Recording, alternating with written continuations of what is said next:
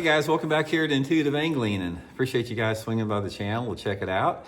And guys, today we're going to be talking about the biggest excuse that I hear people make when they're not catching fish, and this is a complete myth. It's like people, they always just dismiss it as this is what's going on, this is why I'm not catching them. I'm going to identify what that is and give you guys some tips and advice on how to overcome that in today's episode. Also, guys, like I said, if you guys have been seeing the videos the last couple of days, I've been doing a lot of little quick jerkbait tips before we get into the video. Guys, today I want to talk about when you want to use a silent jerkbait that doesn't have any rattles in it or any balancer systems that move. This is the Megabass Silent Vision 110. I'll link this in the video description here if you guys want to try one.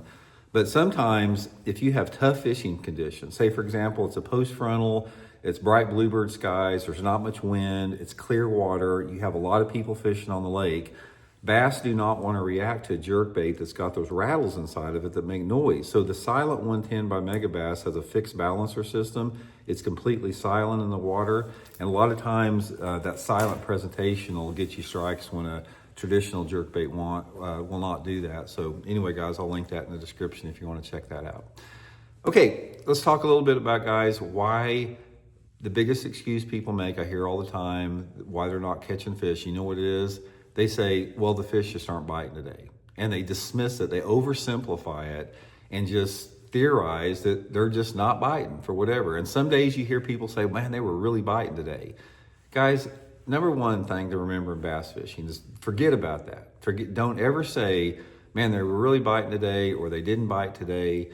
They are always biting. It's your responsibility. You have to figure out the technique and the retrieve and the cadence and the color and everything to trigger a strike from a bass that may not be actively feeding. Bass are always hungry and they're opportunistic, but they may not be actively feeding all the time. And it's during those active feeding windows that you think the fishing is good, and it's times that they're not as active is when it's a little bit tougher, but they still are opportunistic and they're still going to bite. They just don't stop biting for any reason. So let's dig into this a little bit.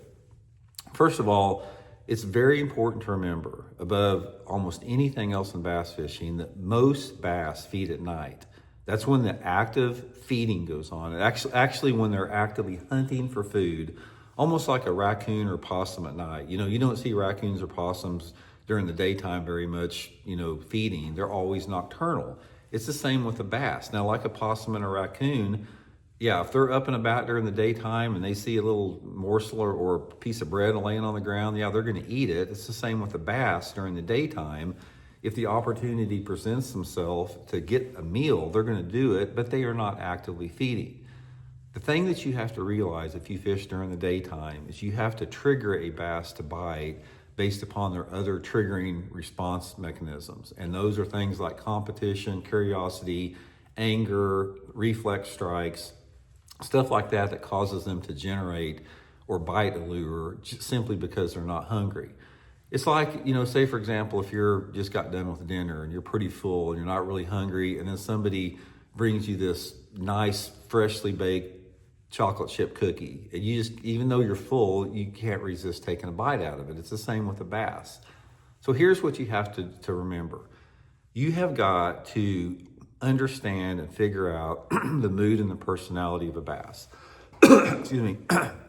One of the things you hear me talking about on my channel, if you guys watch my videos a lot, you hear me say something on my videos that you don't hear any other bass fishing YouTube creators talk about, and that is mood and personality of fish.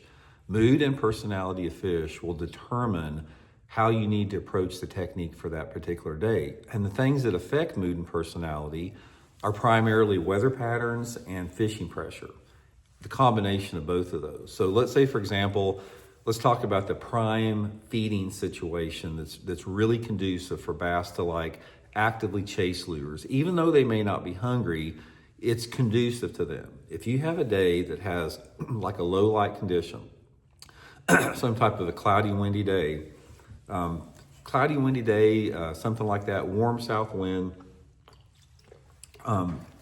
overcast conditions, lots of shade on the water, rising barometric, a steady or falling barometric pressure, humidity in the air, all those factors combined make bass more active and make them more aggressive and make them more conducive to chasing and being opportunistic, especially if you combine those factors with light fishing pressure. That's the best case scenario for catching fish.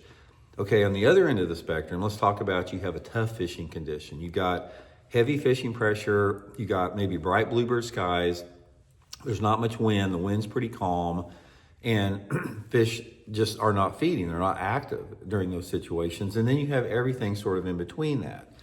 Now, when you're faced with those situations that people just dismiss as the fact, well, they're not biting today. You look at the conditions, bright bluebird skies, not much wind, clear water, heavy fishing pressure, you just say the fish aren't biting. That's not true. You have to figure out how to generate a strike from a non-active bass. Those fish are still going to bite, but your technique has got to change radically. Now, let's say, for example, on the other end of the spectrum, windy, low light conditions, falling or steady barometric pressure, and you can catch them on a crankbait, or you can catch them on a Xerospook, or you can catch them on a spinnerbait, or you can catch them on a chatterbait, reeling lures horizontally through the water column. That's the days that everybody likes in bass fishing. Bass are active during those things. But remember, they are active because of the conditions, not because they're actively feeding. They do that at night. And on the other end, you got this situation, super tough, you can't get a bite, bright bluebird skies, you think the fish are just not biting at all. You have to generate that reaction strike from that fish, or the curiosity, anger, just all the other reflex mechanisms. Most of the time, there's two different ways to generate a strike from a bass that you think is inactive. You either have to use a very fast reactive retrieve or a very slow retrieve. It's like a complete 180.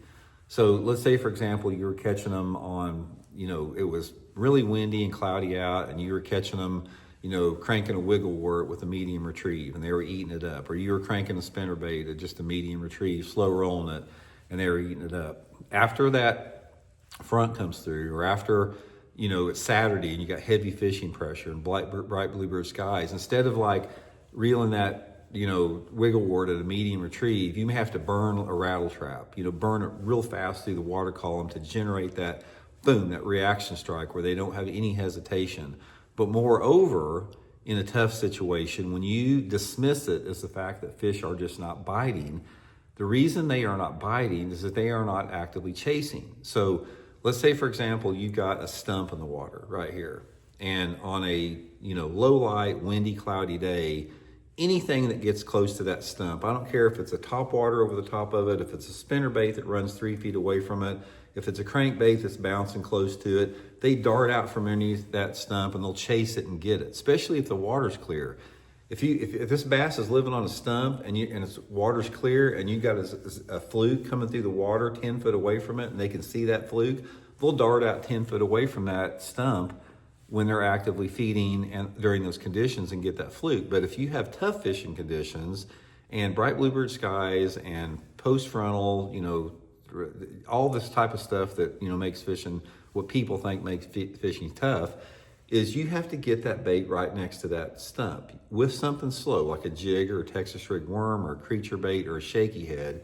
So you hop that bait next to that stump close, and you get close enough to that stump, and that bass is just gonna suck that bait in from close. It's not gonna chase it very far, but if you can get it close to that piece of cover, it's gonna suck it in without a second thought. And you can turn what you think is a day that they're not biting into a very good day, just based upon your approach and your technique. So the main thing I want to stress in this video, guys, is it's practical, yet it's a good mental exercise. Tell yourself all the time that the fish are always biting.